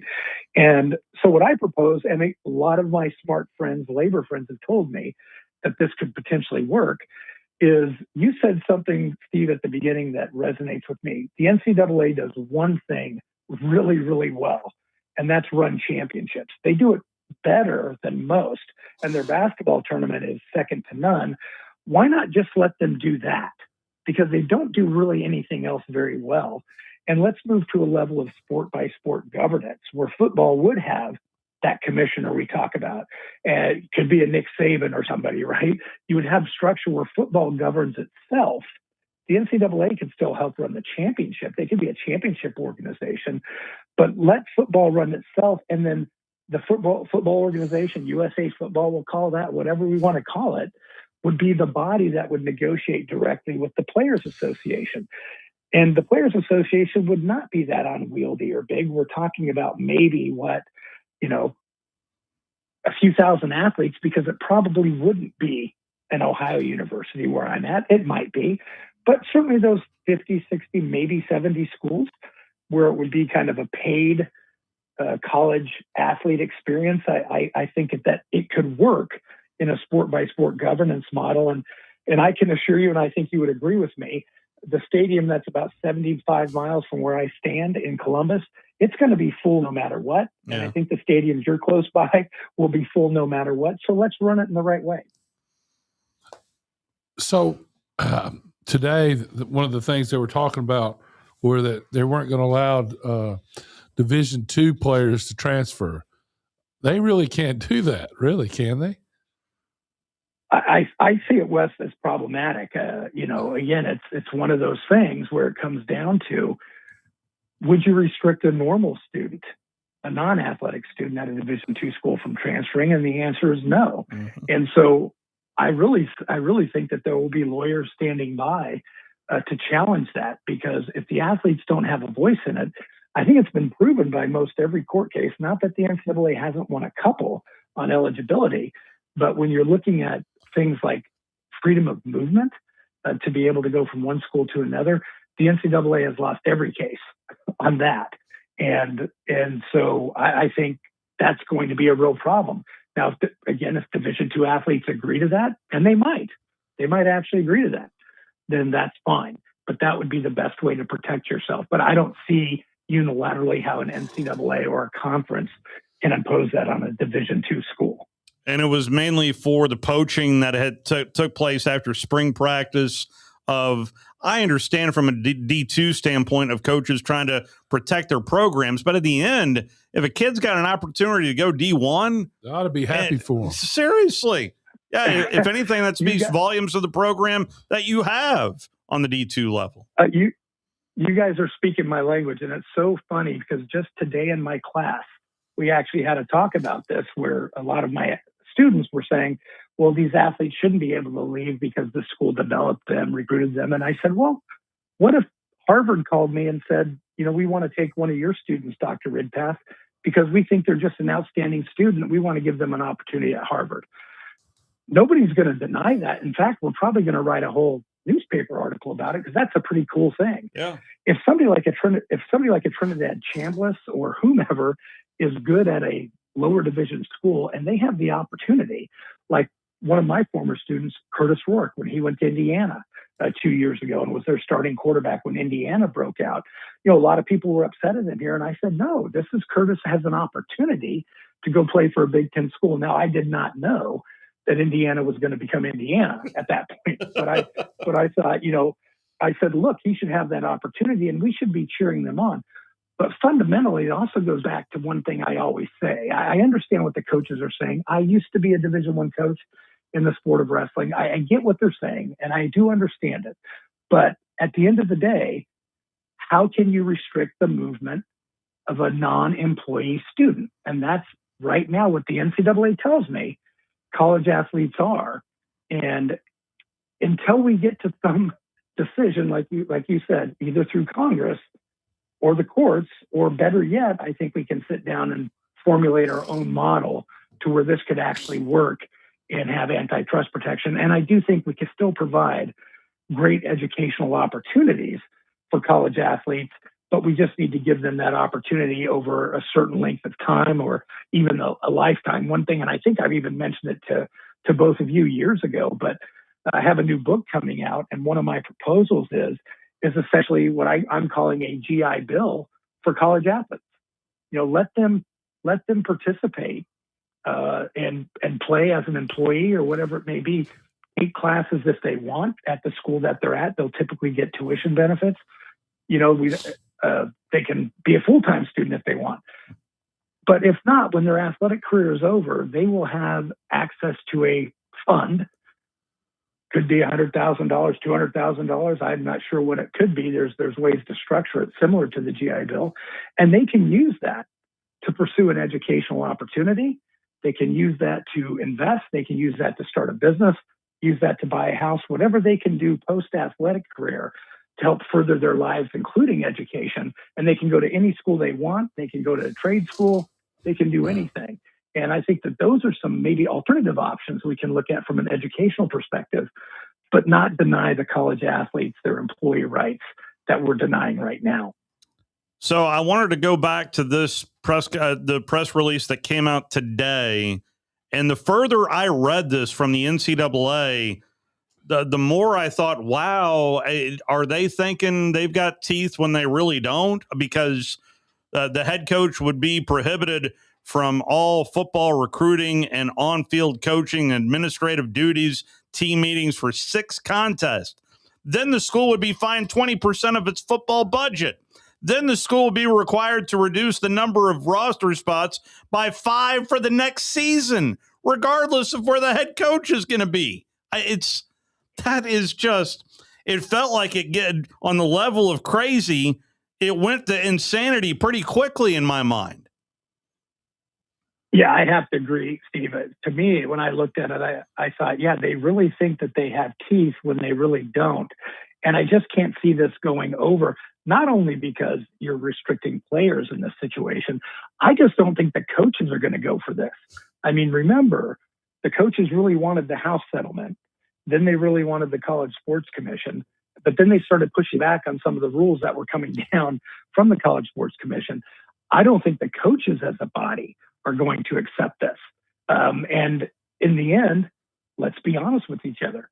Do we think that people are actually going to follow this? Let's say it was implemented, right? I think the reward has always outweighed the risk of NCAA violations. And so I do think that this is going to be something that the rules will be broken. I just don't see this working unless all parties sit down and agree. Not that somebody's going to not break rules in the future, but I do think you can have some enforcement with some teeth that, won't violate anything. And I think the problem with this is obviously the player rights being violated, but I can't see any coach really truly agreeing to that and following that when their whole career is predicated on winning and losing. I wonder where the 20%'s going. That's a good question, Wes. That's a great question. So when you talk, so you think I picked up on something. So you think that obviously collective bargaining, we know they have to do that to keep the antitrust laws. Do you think they also have to be employees of the university?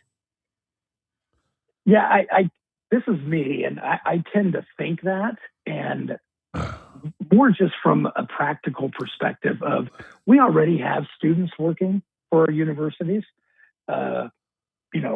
Some are making minimum wage, some are making stipends and other things. It is something that can be done. And as an employee, it does give you some benefits that I think they do it in Alabama and in Ohio.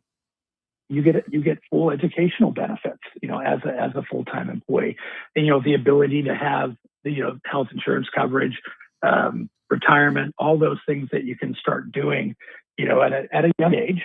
Some people do it younger than others, but to be able to do those things, I think that's important. I don't know, but there could be. And I know people have brought this up, that there could be a potential way to have them not be employed by the university, but be more of an external auxiliary, which is actually kind of similar to what you see at universities now with teaching hospitals. Sometimes dining services and housing are actually like third-party entities that just are an auxiliary of the university, but as far as they're generating their own money, they're actually not university employees, they're employees of that third-party auxiliary. So I think, again, I always say I wish I was smarter to figure all this stuff out, but I always say we have something out there that is working. Maybe we can emulate that. So I do think there's a couple different ways it can be done, Wes, and maybe even be done without them being actual employees of the university. But again, we have to sit down and really explore those options. But most college presidents, most ADs, Charlie Baker and others are digging their heels in. And that's why I really give a lot of credit to Danny White, Joe Castiglione, and other big-time ADs who have said, hey, we at least need to sit down and consider collective bargaining. Maybe there's no way to make it work. I don't believe that. I think anything can work. And I think college football is undefeated. And I always say, if you had to send a man to Mars to save college football, we'd be building a rocket ship tomorrow. So I think we can figure this out. But it's just a matter of sitting down and actually accepting it as a viable alternative. So what I think the three things that I hear that I think can fix college football, just three things. One is collective bargaining. Two, make them employees of the university, possibly, or some form thereof that we just talked about. And three, make them sign 2-year contracts. Yeah, and that could be negotiated. I think the players would maybe even agree with that. And then you would at least have that opportunity. And then at the end of that 2-year contract, and let's be honest, this happens in recruiting too. Coaches have done this forever. You might recruit an athlete, and after year 1 or 2, you might be like, you know what, I really don't want you anymore. I found somebody else. At the end of that 2 years, it might be, you know what, we really want to keep you. And then there's a negotiation and all those other things. There could be holdouts. I know all those. There's going to be some negative things that happen, or it could be, you know what, we don't want you. It's your option, but you know what, we don't want you. You're free to sell your services anywhere. Or we don't want you for that price, right? Yeah, renegotiation. Yeah, just like in the NFL. Yeah, we don't want you for that price. Exactly. And the thing is that something that I think is the prettiest, maybe most picturesque scenario? Not really, but is it better than what we're doing now? I tend to think it is. And so I think those three things that you mentioned, Wes, are very good. And, I think I told Paul Feinbaum this years ago when we were talking about NILs, and it seems so quaint about NILs happening, and people thought that was going to ruin things. And I just said, Paul, at the end of the day, are people still going to show up and watch the games? And for me, if the product doesn't suffer, and clearly the product's not suffering under NILs, I think we can all agree with that. Certainly college football and college basketball, I mean, they are as popular as ever with the ratings, ticket sales, all those things. So if the product's not suffering, then we should be able to put together a system that does work, because look, us three, we probably mostly just want to watch the games, right? Yeah. And this other stuff can be taken care of, and they can, and there's still, some might be full-time college students, some might be taking a class here or there, and some might get their education later, or some might not even go to school. Dr. Rickbeth, you just said a lot, because I think that's been going on a long time too. You know what? You're right. I was thinking that as I was saying it, but I think yeah. And some people may not go to class and be able to be a success, because we know there's so many things that people can do. And I'm saying this as a professor. There's so many things people can do and be successful without a college degree. I'm still pro college degree, but that's why I bring up, hey, we can have a GI Bill for college athletes that they can use to do other things in life, including finishing or starting their education. And so I think if we look at things a little bit different, I know it's cliche, but think outside the box. I really think we can put together a system where college athletics just doesn't survive. It actually thrives.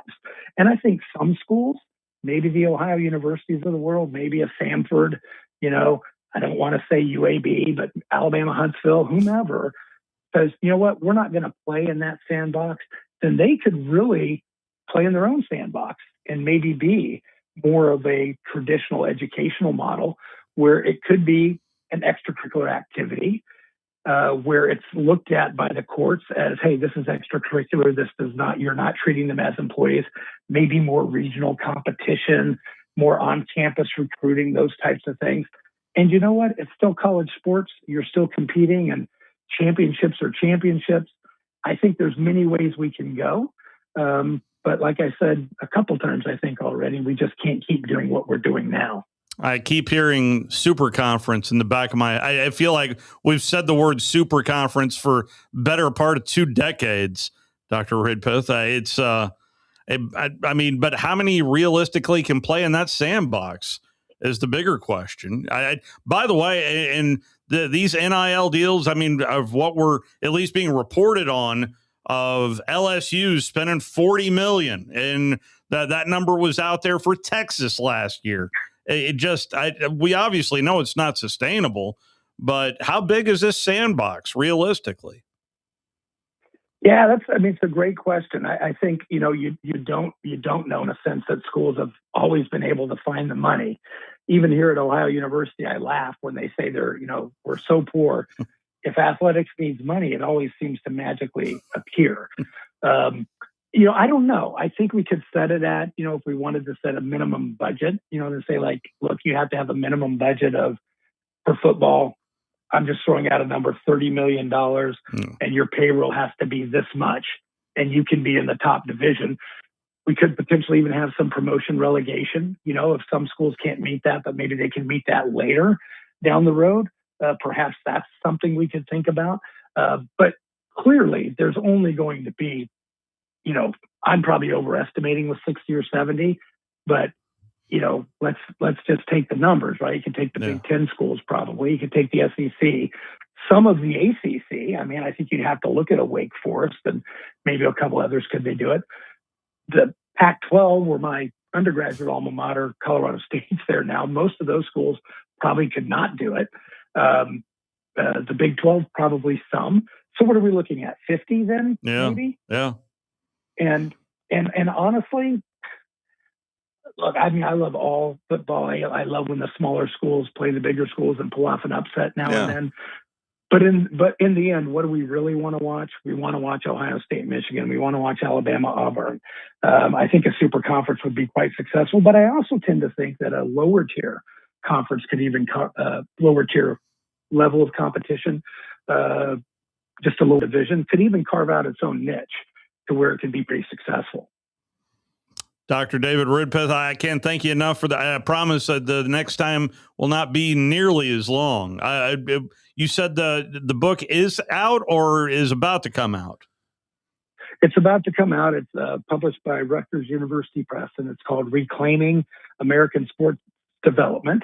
And many of these ideas that I just quickly brushed over, and I would be glad to talk to you guys for as long as you want when the book comes out. But it should be out, I'm hoping, in the next 60 to 90 days. And I go more down to the granular detail of some of these ideas and how to save not just college sports in America, but all the way down to youth sports, some things that we need to do differently in the whole American sports ecosystem. I look forward to reading that and getting you back on, Doctor. Thank you so much. It's always great talking to you, too. Thank you.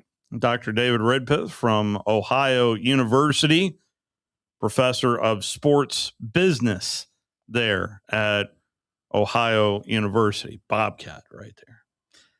Interesting. I'm fascinated to read that book. So we'll get Doc on as soon as that book does indeed come out and dive in a little deeper into that conversation. Final 30 minutes belong to you. 256-576-4977. We'll be right back. You're listening to The Drive with Wes Neighbors and Steve Moulton on 97.7 ESPN The Zone. Since 1983, Berkshire Hathaway Rise Real Estate's Ann Adams has been your local go-to real estate expert in the area. As a buyer, you can trust Ann's in-depth knowledge of the local housing market to narrow available properties down to those you'll be interested in, saving you time when shopping for a new home. When you're ready to sell, Ann's expert negotiation skills will ensure you get a fair price and hassle-free experience. Call Ann Adams today at 256-337-2625 or email annadamsrise@gmail.com. More savings, more selection, more for your trade. I'm Bobby White, and we've got more to love all month long at Lynn Leighton Ford in Decatur. While they last, save up to $11,000 off MSRP on select 2025 F-150 crew cabs. $11,000 off F-150. Save more on remaining 25 Mustangs, up to $8,500 off MSRP on select models. Yep, $8,500 off on a Mustang. Save up to $10,000 off MSRP on remaining new 2025 Explorers, up to $10,000 off. New 25 Bronco Sport start under $27,000. That's right, just $26,800 after a $1,000 Ford owner loyalty rebate. New 25 Broncos start at just $36,500. That's $36,500 after the $1,000 Ford owner loyalty rebate. And there's never any hidden markups or dock fees. All these offers with your good credit, and we hope to see you soon at Lynn Leighton Ford, right in the heart of Ford country, just a mile south of the Beltline indicator, or online anytime at lynnleightonford.com. You invest in your customers with your heart, soul, and skill. Well, it's time to invest in yourself with the next generation Cat 255 compact track loaders from Thompson Tractor. After all, those who give their best deserve the best, and this machine has it all. With features that include a more powerful engine, tri-axle truck loading capabilities, a spacious cab, and a smooth ride for all-day comfort. Thompson Tractor knows how much value you place on your customer satisfaction. It's how you build your business. It's also how we build ours. Since 1957, hardworking folks like you have counted on Thompson to provide the absolute best lineup of equipment in the industry, all backed by a customer service and product support team that time and again have proven to be second to none. It's all about maintaining peak performance. Always has been, always will be. Visit ThompsonTractor.com for details. Thompson Tractor, we're here for you. These days, saving time is important, and saving money is even more so. That's where Eagle Masonry and Insulation comes in. Over the years, Eagle has expanded their services to meet the needs of folks like you in our area. Taking care of your property yourself can be a real headache. Eagle can handle it for you. They offer full landscaping services, irrigation, mowing, bush hog, and can install plants and trees, sod, and even landscape borders. Call Eagle Masonry and Insulation today at 256-755-1556. Eagle saves you time, and Eagle saves you money. Isn't the story of the prodigal son an amazing story? Basically, a rowdy boy who literally wished his father dead, ran away, and consumed his wealth with hard and fast living. Yet the father looked for his return every day, and when the boy got tired of eating pig slop, he decided to return. What did the father do? As soon as he saw that boy, he ran to him, threw his arms around him, and killed the fatted calf for a great celebration. Hey, I'm John Dees, pastor of the Cross Point Church. If you're looking for a church home, come see us, smack dab across the street from the YMCA in Madison. The Drive with Wes Neighbors and Steve Moulton. Weekdays from 5 to 7 p.m. Only on 97.7 ESPN The Zone.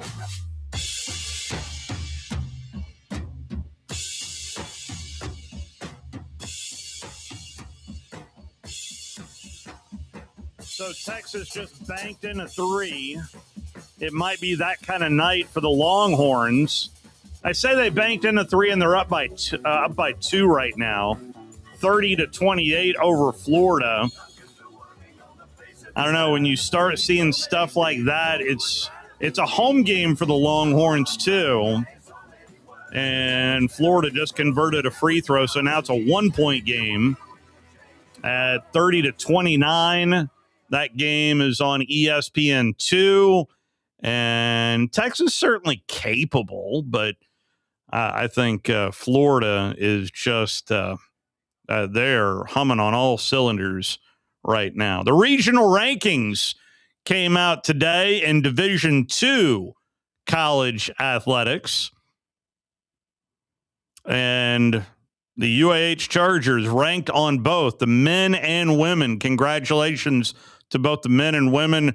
The women's team continues to do stuff I've never seen there on the campus of UAH. They are the number 1 seed as it stands right now in the South region, which means that the UAH women would be hosting a regional in the NCAA Division II women's basketball tournament, which, again, I've never seen, but this women's team is a lot of fun to watch, and they'll play West Alabama coming up on Friday.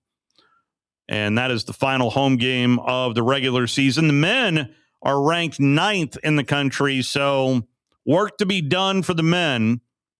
The top 8 go to the NCAA tournament.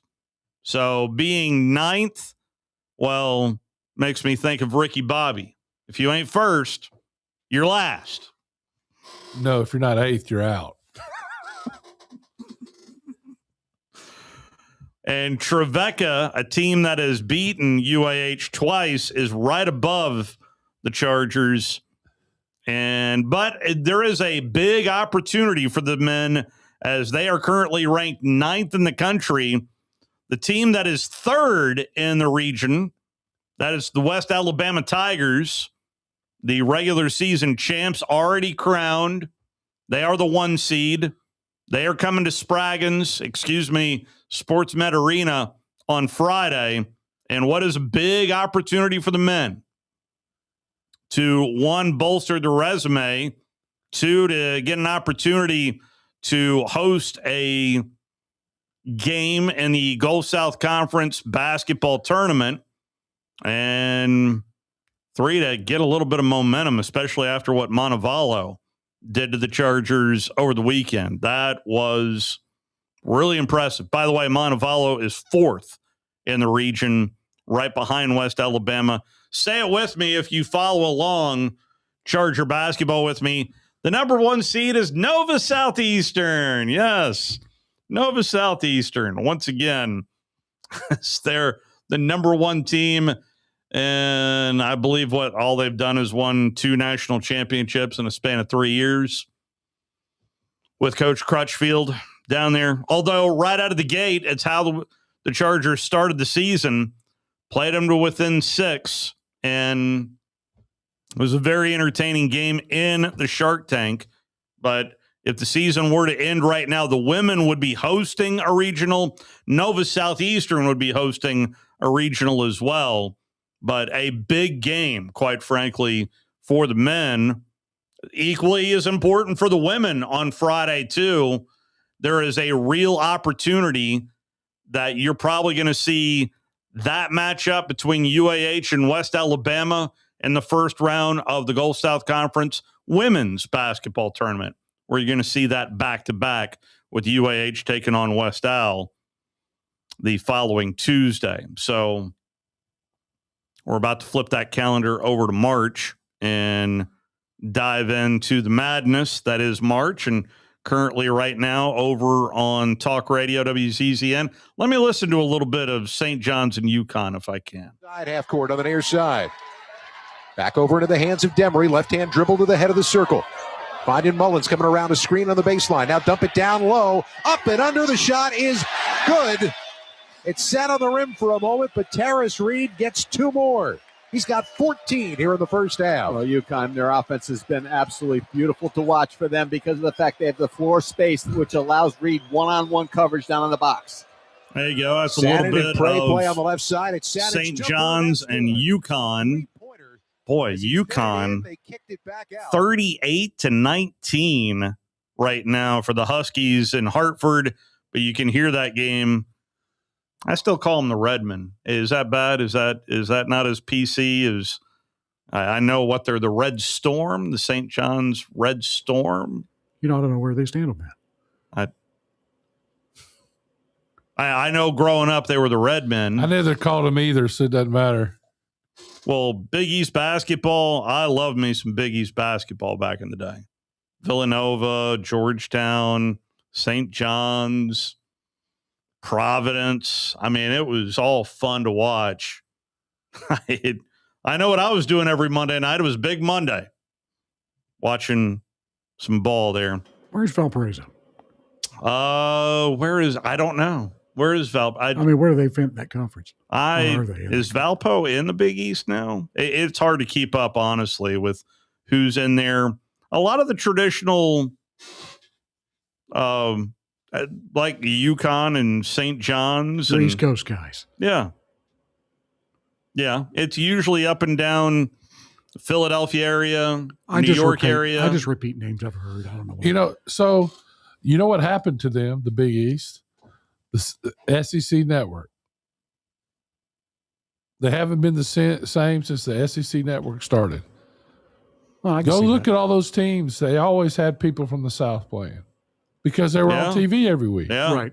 And it was a big deal. Yes, it was. Huge deal. Let's take our final time out. You'll hear Nate Oates on the other side walking you up to Alabama and Mississippi State. You'll hear the Crimson Tide head coach and what he had to say about this game in particular at Coleman next, right here on The Drive.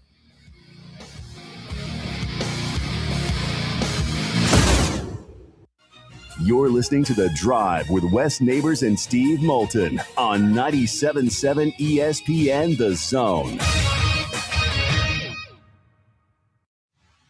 Tom Luganville here for my friends at the service department at Woody Anderson Ford. When you need service on your vehicle, whether it's a Ford or any other make, you want to get into Woody Anderson Ford where their expert service technicians will get it diagnosed and repaired right away, the right way. And while you are there, check out all the new and pre-owned vehicles at Woody Anderson as well. They are ready to make you the best deal possible. Visit Woody Anderson Ford today.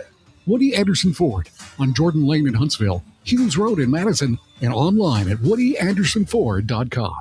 Tom Abraham here for my friends at All About Water. Crazy name, huh? Well, let me introduce you to them. All About Water is the top pond builder anywhere in the Tennessee Valley, and that includes remodeling or cleaning out existing ponds as well. They also have monthly maintenance plans for your pond. Don't have a pond? Well, how about a fountain or water feature for your property to bring that soothing sound of running water to your happy place? On the other hand, maybe you have water on your property that you don't want. Well, Ryan at All About Water is all about water, so he could take care of that as well. He has a background in fluid dynamics, and what that means is that he could take care of any water issue that you have. Finally, how about that irrigation system that you have or that you want? Well, they do installs and maintenance and repairs on those as well because they are all about water. Learn more at allaboutwaterllc.com. That's allaboutwaterllc.com. From heirloom diamonds to contemporary jewels, Loring & Company is the place to find something truly special. Whether shopping for a diamond ring for that once-in-a-lifetime occasion or marking a milestone birthday or personal achievement with a Rolex watch, you'll find just the thing in our edit of the world's most sought-after brands, including David Yurman, Roberto Coin, Marco Bicego, and Fopay. Expect a treasure trove of the world's most unique, even breathtaking earrings, rings, necklaces, and bracelets, making choosing just one piece a challenge in itself. Loring & Company Jewelers on Airport Road. Hi, my name is Dan Aldridge. I'm here to let you know about the Aldridge Law Firm and the soon-to-be-announced Legal Town Center. I've been practicing law in Alabama since 1984, and I also practice in Tennessee. And I'm from North Alabama, and I'm here to represent you and take care of your legal needs. For many of us, hiring an attorney is not high on the priority list, and maybe a little scary. But it's something that we all need at some point. So by all means, do your homework. And if you need representation for car accident, wrongful death, medical malpractice, nursing home abuse, or estate planning, or any other matter, just give us a call at 256-534-3188. And you can email me at Dan, that is Dan at danaldridgelaw.com. Dan at danaldridgelaw.com. God bless America. No representation is made that the quality of legal services to be performed is greater than the quality of legal services performed by other lawyers. I'm Abraham here for Valley Equipment Rental. You know, if you're a contractor installing fences, you need Valley Equipment Rental for augers of all sizes. And if you need a forklift to get those shingles up high on a roof, Valley Equipment has 10K lifts that reach to 56 feet. Valley also has tow-behind lifts that have a working height of 35 to 55 feet as well for power washing those two-story homes or doing whatever else you need to do. Lifts, forklifts, tow-behind lifts, 35 feet and up. They have your lift at Valley Equipment Rental. 2 locations, North and South Parkway. Valley Equipment Rental. Your Fox 54 weather. I'm Fox 54 meteorologist Emily Owen. Mostly clear skies expected for this Wednesday night across the Tennessee Valley. We'll see temperatures fall into the low 30s for the overnight tonight. Heading into our Thursday, we'll continue to see plenty of sunshine. High temperatures warming into the upper 50s for the afternoon. Rain returns back to the forecast on Saturday. Your Fox 54 weather. Only on 97.7 ESPN The Zone. This will turn journalism on its ear. Watch our stream on WZZN TV on Twitch and YouTube. But you are the greatest hero in American history. We are 97.7 ESPN The Zone.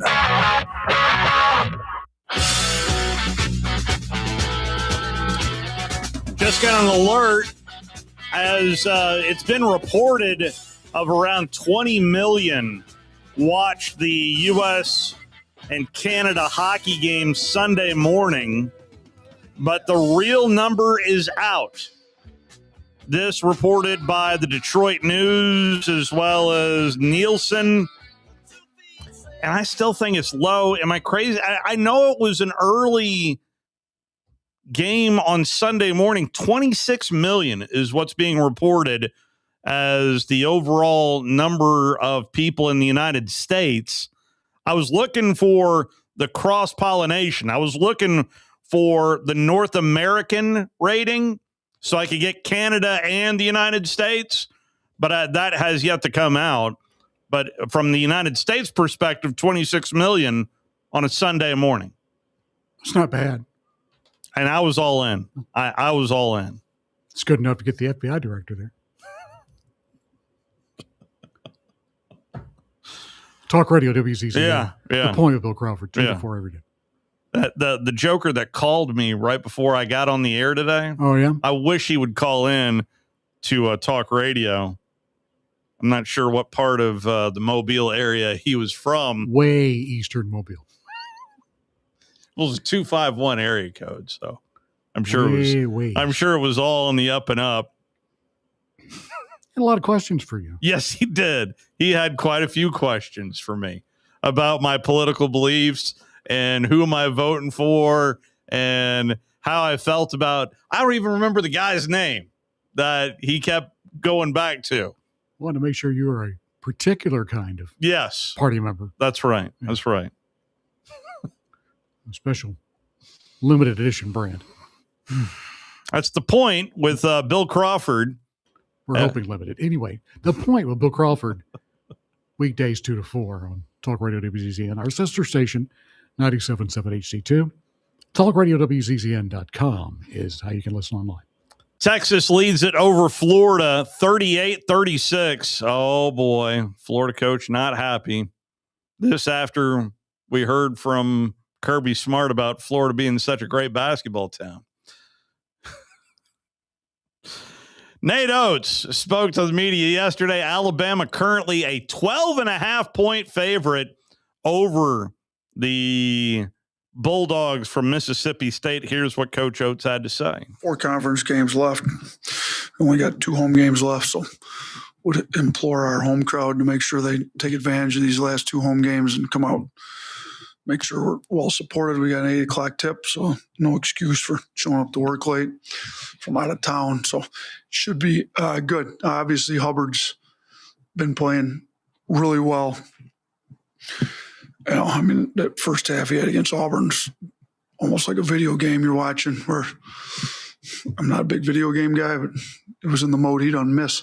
So we got to make sure our backcourt defense is ready to go. We got to have adjustment on top of adjustment ready to go if the first one's not working, because he's capable of going for a lot of points. And we've so a week ago that we gave up 49 to Acuff. So we got to make sure we're ready. But, Mississippi State's, I got a lot of respect for Coach Jans. He's won everywhere. He's been at a high level. He's going to find a way to get his guys ready to go. They got one of the best scorers in the country. They got some tough physical guys, and we got to make sure we're ready. We're playing, try to get a top 4 seed in the SEC tournament. Got to win your home games, closing the year out to do that, which would go a long ways. Also playing for NCAA seeding. So the higher the seed you get, the easier it is to make a run. So we've got a lot yet to play for. And we the biggest thing is we got to be hitting our peak come postseason play. So we got 11 days left till regular season's over, and we got to make sure we take advantage of all 4 games and every day, every practice day, everything possible to be hitting our peak come postseason. Do you feel like that first Mississippi State matchup was kind of like a rallying point for this team to show when they were down 14 in the first half and then came back about what they are capable of and kind of facing in-game adversity? 100%. And we had talked about going into that game, let's just focus on the controllables. Let's not worry about anything we don't have full control over. What do we have control over? And we went through it. And I think our guys stuck to it that game. I do think it was a turning point. I think it was a point, let's just play as hard as we can play, whoever's on the floor. And we were very low man that game. We think that was a game Taylor was out, if I remember. I believe Keaton was out that game. We had real low numbers. Bediako was not available yet. Our front court was thin. Our back court, had to bump down, play some in the front court. We went small ball that game. And whoever's out there, let's worry about the stuff we can control, and that's it. We get down 14 in the first half. We just kept plugging away. I thought the mindset was great that game. We came out with a win, big road win. So it was definitely a turning point. I think we just gone back to that, here and there. Let's just control the stuff we have full control over. Hubbard was pretty inefficient in your first meeting. Just which defensive matchups with him did you like, and how do you kind of replicate that this time? Yeah, I thought we had multiple guys that did a pretty good job on him. Hopefully they're able to do it. And some of it, to be honest with him, either makes or misses the shot. I'd like to say our guys were, unbelievably great on defense. I thought we did give really good effort from a lot of guys in the backcourt. We had multiple guys, go back and watch that game. We had multiple guys end up on him throughout the course of the game. I can't just say, we put Jaleel on him or Reitzel on him or Fallon or Amari or whoever it may end up being, and they just locked him up. That's not the case. But we did have a lot of different guys give great effort on him. And then with him, man, he's going to make or miss the shot sometimes. He's getting it off. He jumps really high. He's got kind of a little bit of a fade to it. You got to make sure you can test him without fouling him, because he's got a knack for drawing fouls with kind of the way he kicks his legs out a little bit. He's just kind of the way he shoots, and he gets up high, and you're really trying to contest him because he's an elite shooter. So we got to contest without fouling and make sure that he doesn't get anything uncontested, because he's going to hit some contested ones. That's just the way he's good. So you got to make sure they're all contested, and you got to make sure you're not fouling them. You mentioned this team hasn't hit its peak yet. How close do you feel your guys are to that? Yeah, part of it's getting healthy. Taylor's was out a little while with various injuries. He's starting to get healthy. We got to get him back in shape. I think he's trying to play hard, just wasn't in shape. So some of it is getting everybody as healthy as we can get them. Get guys back in shape that were out. Taylor's not injured anymore. His leg, hand, everything's good. Can we get him in shape? Can we get Noah back playing maybe the way he did against Kentucky? Mississippi State, he was pretty good against Mississippi State, to be honest with you. So, and then, can we get our backcourt healthy? Really, Philon's the last one kind of, I think Reitzel's looking pretty good. I mean, he's starting to play to his peak here these last few weeks. Holloway was as good as he's been both sides of the ball. In our last game, he didn't shoot it as well as he had, but I'm not worried about that. He may go 6 of 6 from 3. Nobody would be shocked if he did. So I think a lot of guys are hitting their peak. Can we get Taylor, Noah, LeBaron healthy, Taylor, Noah back in shape in the flow? Like we need those guys to be able to give us in their own right. I think Taylor's capable of playing a lot of minutes and being really good for us. Noah in a more limited role has got to give us some really good backup 5 minutes. Can we get Philon healthy? We're close. And honestly, go back to the runs we made. When, the last 3 years, we were number 1 overall seed. Brandon Miller wasn't healthy in the NCAA tournament. It contributed to that loss in the Sweet 16. You're not guaranteed to have everybody healthy. Reitzel in the Final Four run got another concussion, wasn't able to play in those last 2 games. Last year, go to the Elite Eight. We had some guys that limped into that NCAA tournament too. It's just, can you expect to have everybody 100%? I don't think so. You're going to have to figure out ways to win games when Philon's not 100%, when, whoever it is, Aiden Sherrill maybe gets in foul trouble, whatever it is. You got to figure out ways to do it. So I think we're close to being where we're going to be to hit on our peak, but we're going to have to be able to win some games when somebody's not playing well or somebody's injured or somebody's in foul trouble. Just a little off topic, but with you now, this is 2 years you've been working with USA Basketball. Just what does that mean to you? And kind of secondly, obviously working with Coach Grant, he's well known around here. Do you know him at all? Like, do you have a relationship with him at all? You know what? Yeah, I'm super excited to work with USA Basketball. Huge. Watched the Olympics growing up. Watched the Olympics when I could here. Big Team USA guy. Watched the gold medal game Sunday morning, at least third period overtime. Super cool. I've been ever since I was a little kid with my mom, my big USA. So to get to work with USA Basketball, like beyond blessed, like, who would have thought of that 11, 12 years ago when I was a high school coach? So 13 years ago now, so super fortunate, thankful to those guys, Sean Ford and everybody that runs USA Basketball, choose me to help Anthony Grant. Thankful that Anthony was willing to let me be an assistant. I know Anthony a little bit, like in the business. I wouldn't say we're like super tight, but I'm very interested to get to know him. Everybody I've talked to that knows him says he's like one of the best human beings. I know one of his guy that worked for him as an assistant for a long time, like great guy. Obviously he's done an unbelievable job at Dayton. They've had like very good teams, pros come out of there. So not quite sure what all of our roles will be, but whatever I can do to help. I'm an assistant. Go back to I was Bobby's assistant at Buffalo. What years was that?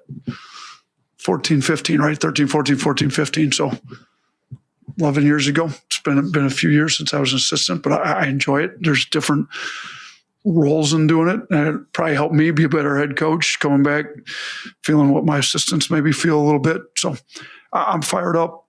Can't wait to work with them. It's going to be like a 2-year commitment deal. We'll go down to South America this year, and then we'll go over to Europe next year. So it'll be fun. It'll be good.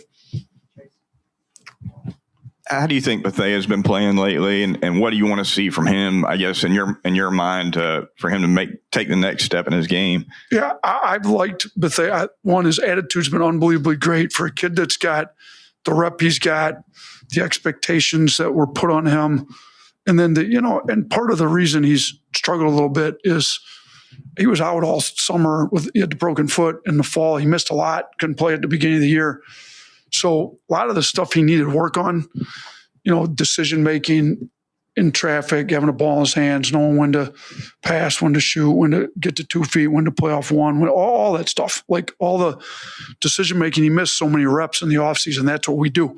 We play in the flow, we play aggressive, downhill, fast, multiple handlers. You got to be able to make decisions and not turn the ball over and make the right reads. And he missed a lot of that. So those are the biggest things he's got to continue to get better at. We've been having separate practices. I shouldn't say separate, additional at the end of practice, keep guys back, him, Noah, Taylor, Davion, Keaton, like guys that maybe aren't playing heavy minutes, working out with our, walk-ons, managers, whatever, making those reads. He's getting better. Look, his effort's been elite. I think he's playing super hard. Defensively, he's an athlete. He's given us the effort we need to. He's got to stay a little more locked into the scouting report, so we're not making the mistakes on the defensive end, like scouting game plan mistakes, if you will.